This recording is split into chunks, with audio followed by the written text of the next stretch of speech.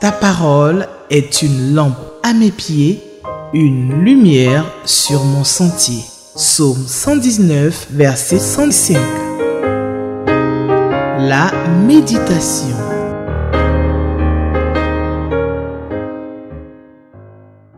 Chers téléspectateurs d'Espérance TV, Shalom, bonjour. Je vous souhaite la bienvenue à l'émission La Méditation. Que le Seigneur permette que vous puissiez passer un moment agréable avec nous au cours de cette émission. Alors, le texte que nous propose le lecteur de la Bible pour le mercredi 31 juillet est Lévitique 27, versets 14 à 34. Nous allons prier pour demander au Seigneur qu'il nous aide à comprendre sa parole. Seigneur, nous te disons merci pour ta parole qui nous nourrit. Nous prions, Seigneur, que tu nous ouvres les yeux pour que nous puissions contempler les merveilles qui y sont contenues. Cette parole est une lampe à nos pieds et une lumière sur notre sentier. Nous prions, Seigneur, que tu nous éclaires par elle, au nom de Jésus. Amen. Lévitique 27, versets 13 à 34, plutôt versets 14 à 34, c'est le passage qui est proposé par le lecteur de la Bible pour le mercredi 31 juillet 2024. Je vais le lire dans la version Louis II, Lévitique 27. Si quelqu'un sanctifie sa maison en la consacrant à l'Éternel, le sacrificateur en fera l'estimation selon qu'elle sera bonne ou mauvaise, et l'on s'en tiendra à l'estimation du sacrificateur. Si celui qui a sanctifié sa maison veut la racheter, il ajoutera 1/5 au prix de son estimation, et elle sera à lui. Si quelqu'un sanctifie à l'Éternel un champ de sa propriété, ton estimation sera en rapport avec la quantité de semences, 50 cycles d'argent pour un homère de semences d'orge. Si c'est dès l'année du jubilé qu'il sanctifie son champ, on s'en tiendra à ton estimation. Si c'est après le jubilé qu'il sanctifie son champ, le sacrificateur en évaluera le prix à raison du nombre d'années qui restent jusqu'au jubilé, et il sera fait une réduction sur ton estimation. Verset 19. Si celui qui a sanctifié son champ veut le racheter, il ajoutera 1/5 du prix au prix de ton estimation, et le champ lui restera. S'il ne rachète point le champ et qu'on le vende à un autre homme, il ne pourra plus être racheté. Et quand l'acquéreur en sortira au jubilé, ce champ sera consacré à l'Éternel comme un champ qui a été dévoué. Il deviendra la propriété du sacrificateur. Si quelqu'un sanctifie à l'Éternel un champ qu'il a acquis et qui ne fait point partie de sa propriété, le sacrificateur en évaluera le prix d'après ton estimation jusqu'à l'année du jubilé, et cet homme paiera le jour même le prix fixé comme étant consacré à l'Éternel. L'année du jubilé, le champ retournera à celui de qui il avait été acheté et de la propriété duquel il faisait partie. Toutes tes estimations se feront en cycle du sanctuaire. Le cycle est de 20 guéras. Verset 26. Nul ne pourra sanctifier le premier-né de son bétail, lequel appartient déjà à l'Éternel. En sa qualité de premier-né, soit veau, soit agneau, il appartient à l'Éternel. S'il s'agit d'un animal impur, on le rachètera au prix de ton estimation, en y ajoutant 1/5. S'il n'est pas racheté, il sera vendu d'après ton estimation. Verset 28. Tout ce qu'un homme dévouera par interdit à l'Éternel dans ce qui lui appartient ne pourra ni se vendre ni se racheter, que ce soit une personne, un animal ou un champ de sa propriété. Tout ce qui sera dévoué par interdit sera entièrement consacré à l'Éternel. Aucune personne dévouée par interdit ne pourra être rachetée. Elle sera mise à mort. Toute dîme de la terre, soit des récoltes de la terre, soit du fruit des arbres appartient à l'Éternel. C'est une chose consacrée à l'Éternel. verset 31. Si quelqu'un veut racheter quelque chose de sa dîme, il y ajoutera un cinquième. Toute dîme de gros et de menu bétail, de tout ce qui se passe sous la houlette, sera une dîme consacrée à l'Éternel. On n'examinera point si l'animal est bon ou mauvais, et l'on ne fera point d'échange. Si l'on remplace un animal par un autre, ils seront l'un et l'autre chose sainte et ne pourront être rachetés. Verset 34. Tels sont les commandements que l'Éternel donna à Moïse pour les enfants d'Israël sur le mont Sinaï.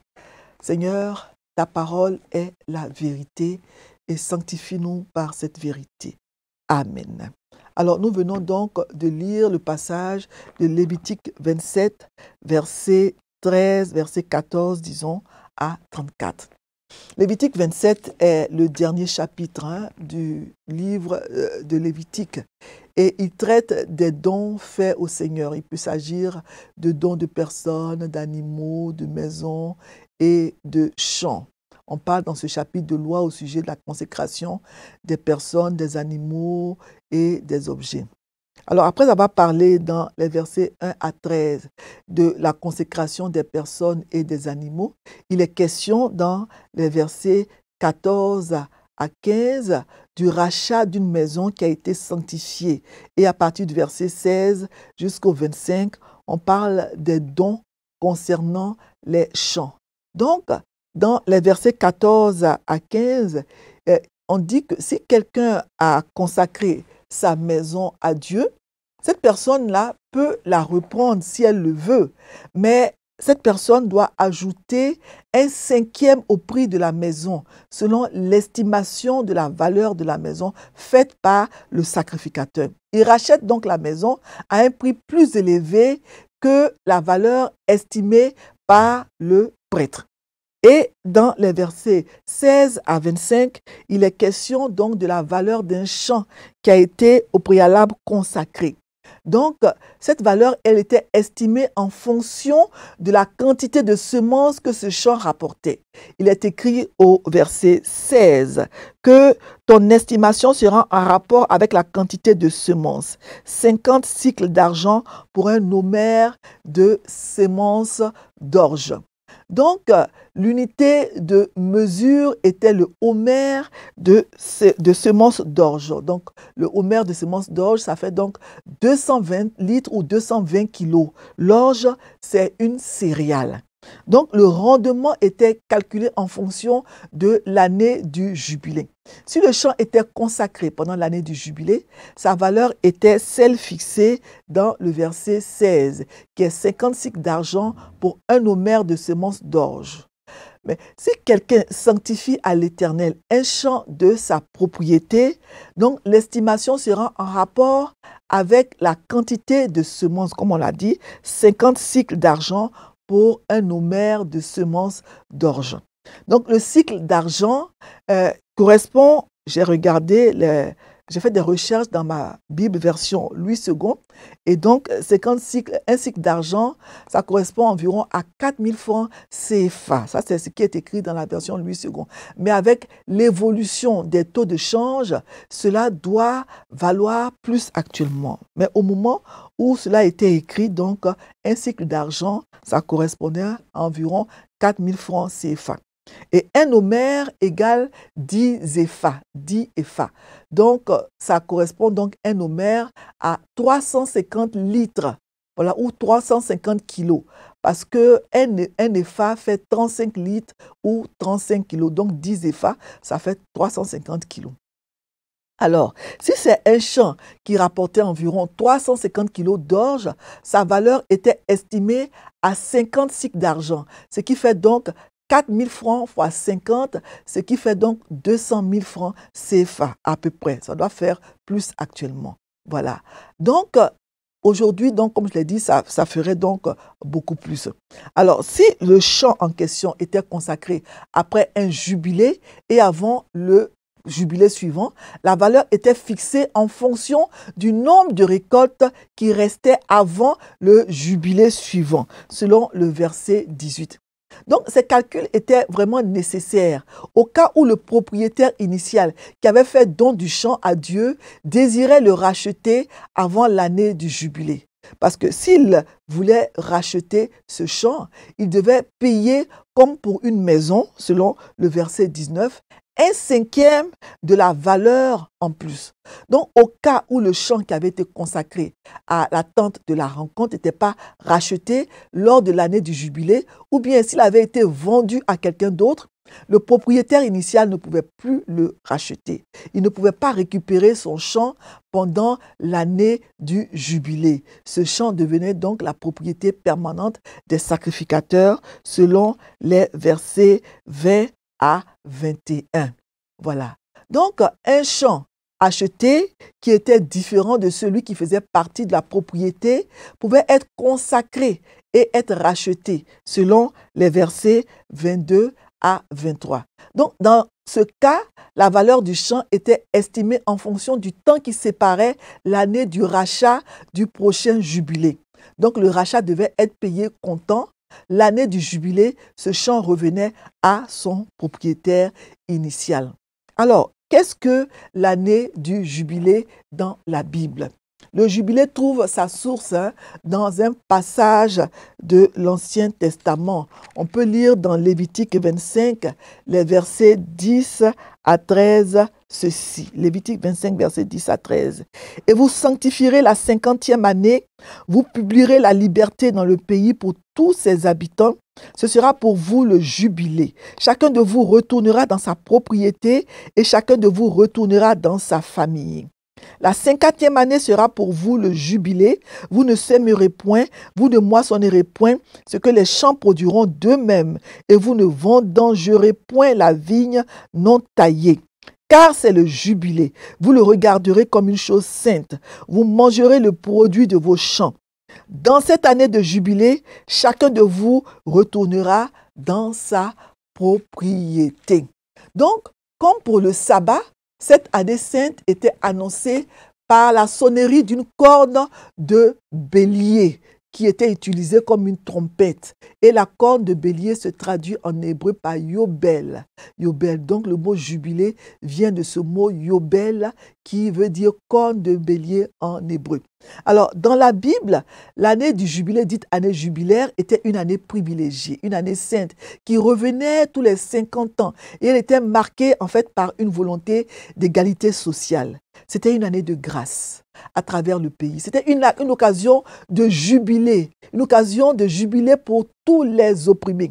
Chacun pouvait rentrer donc en possession de sa terre, et ceux qui étaient esclaves pouvaient retourner dans leur famille. Donc, si quelqu'un avait vendu sa terre, il pouvait donc entrer en possession de sa terre. Donc, dans le verset 10 de Lévitique 26, il est dit que cette année de jubilé doit être déclarée année sainte. Chacun donc va rentrer en possession de sa terre et chacun va retourner dans sa famille. Donc, pour signifier chaque 50e année, pour signifier donc qu'on était en année du jubilé, on faisait circuler et sonner la trompette qui était une corne de bélier dans tout le pays. Ce sont ces années jubilaires-là qui ont servi donc à périodiser l'histoire biblique. Quand on a trouvé les manuscrits de la mer morte, qu'on appelle aussi les manuscrits de Qumran. Ces années arrivaient tous les 50 ans, année du jubilé, chaque 50 ans. Autrement dit, et là c'est important, le jubilé c'est une année consacrée, une année sainte, une année de libération générale. Les terres aliénées ou qui avaient été mises en gage étaient rendues, les dettes étaient remises, les esclaves donc étaient libérés. Les esclaves pour dette étaient libérés. Donc le livre du Lévitique s'achève dans les versets 26 à 34 du chapitre 27 qu'on a lu, donc en parlant de trois choses qui appartiennent à l'Éternel de façon absolue. Ces trois choses sont d'abord les premiers-nés des animaux dans les versets 26 à 27. Ensuite, dans les versets 28 à 29, on parle donc des objets des personnes consacrées, tout ce qu'un homme aura donc dévoué par interdit, selon le verset 28, que ce soit une personne, un animal ou un champ de sa propriété. Et c'était aussi dans les versets 30 à 34 les dîmes, c'est-à-dire donc les 10e parties des récoltes et du bétail. Donc le premier-né d'un animal ne pouvait pas être racheté parce qu'il appartenait déjà à Dieu. Un animal qui est impropre au sacrifice peut être racheté. Vous avez donc dans Lévitique 11 la liste des animaux qui étaient considérés comme impurs, impropres au sacrifice. Voilà. Mais si on voulait donc faire le rachat, il faut se rappeler donc qu'on devait ajouter 5% au prix de la valeur. Donc, le prix était majoré de 20%. Le cinquième plutôt, il faut donc savoir que c'était donc le cinquième de la valeur de l'animal qui était ajouté parce que la personne désirait le racheter. Donc, un cinquième, ça fait 20%. Donc, tout ce qui est consacré à Dieu, être humain ou bien un animal, peut être vendu ou racheté. Mais la dîme, elle appartient à Dieu. Donc, si quelqu'un veut racheter la dîme de son grain ou de ses fruits, il devra y rajouter un cinquième de sa valeur. Et si la dîme se compose de gros ou de menus de bétail, le propriétaire ne peut faire aucune substitution, sinon l'animal et celui qui le remplace sont dédiés à la rencontre, sont plutôt dédiés à l'attente de la rencontre dans le tabernacle. Tout ça, ce sont des lois que Dieu lui-même a mises en place et le peuple d'Israël devait les observer. C'était donc des calculs qui devaient être faits. Ce n'est pas facile, mais c'était comme ça que Dieu avait établi les choses dans l'Ancien Testament. Même en année de jubilé, on libérait tout ça, les dettes étaient remises, les champs remis, etc. On voit donc dans ce chapitre que celui qui, dans l'exaltation du moment, avait fait une promesse, avait promis donner quelque chose, par exemple, à Dieu, cette personne-là pouvait se rétracter plus tard en rachetant ce qu'elle avait donné. Donc la majoration d'un cinquième de la valeur, ce qui fait, comme j'ai dit, 20%, avait pour but de décourager l'individu de faire un vœu hâtif et d'y revenir ensuite. Il ne faut pas faire de vœu à la légère. Il faut bien réfléchir avant de faire un vœu. Donc ce chapitre, il enseigne aussi que les êtres humains et leurs biens peuvent être offerts à Dieu. En d'autres termes, la sainteté consiste pour quelqu'un à se consacrer au service de Dieu avec ce qu'il possède, avec ses possessions. Donc, ce chapitre 27 traite des choses qui sont données à Dieu par un vœu. Cela signifie donc que ce n'était pas un commandement, ce n'était pas requis par un commandement de la loi. C'était donc un vœu qui était fait de façon volontaire. Ces choses avaient été librement promises et données à Dieu. Parce qu'en fait, le vœu, c'est une promesse qui est faite volontairement à Dieu. Voilà, c'est une promesse et ce n'est pas quelque chose qu'on fait en obéissance à une quelconque exigence divine, à une quelconque loi. Ce n'est pas Dieu qui le demande, mais c'est la personne elle-même qui, de façon volontaire, décide de faire le vœu. Le verset 34, en fait, c'est la conclusion de ce que Dieu a dit. Voilà, tels sont les commandements que l'Éternel donna à Moïse pour les enfants d'Israël sur le mont Sinaï. Tels sont les commandements. Donc, ce n'était pas de simples traditions, ce n'était pas de simples coutumes. C'est vrai que par la suite, les hommes, surtout les pharisiens, ont commencé à ajouter des traditions et des coutumes à ces commandements, mais ce sont les commandements, les ordonnances, les exigences du Seigneur. Donc, la phrase « devant l'Éternel », elle apparaît plus de 60 fois dans le Lévitique, plus que dans tout autre livre de la Bible.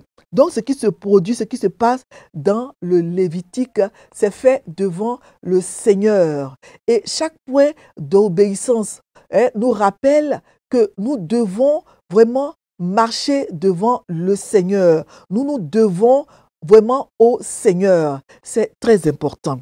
Alors, on a parcouru tout ce livre intéressant. C'est un livre, le livre de Lévitique, qui est pas beaucoup considéré en général par les chrétiens. Mais ici, nous voyons dans ce livre-là les exigences rigides, les réquisitions rigides, les ordonnances rigides de la justice divine.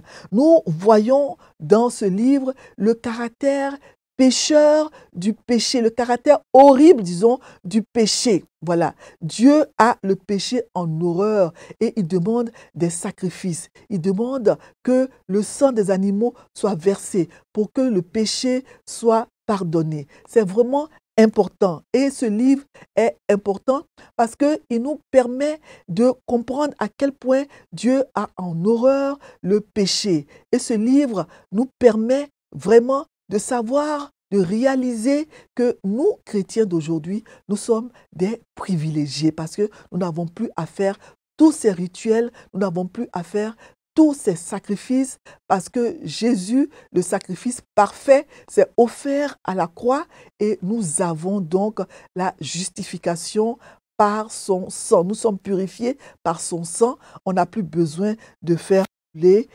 sangs des animaux, des brebis, des béliers et des boucs. Voilà. Alors, nous allons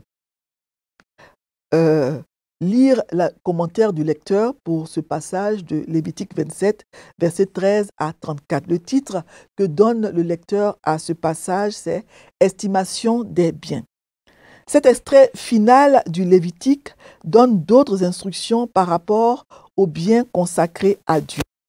Rachat des propriétés. Pour l'offrande des maisons, les prescriptions sont les mêmes que dans le cas d'animaux impurs. Pas de prix de rachat négociable, verset 14. Qu'en est-il des champs et la particularité par rapport au jubilé où normalement les propriétés reviennent au premier propriétaire? Vœux hâtifs. Combien de personnes de nos jours font des vœux sur le coup de l'émotion et plus tard se rétractent? Ils promettent à Dieu de renoncer à telle pratique ou d'accomplir telle chose s'il les aide, mais qui n'en font rien par la suite. Il est mieux de ne pas faire de vœux que d'en faire sans l'accomplir, selon Ecclésiaste 5, versets 3 à 6.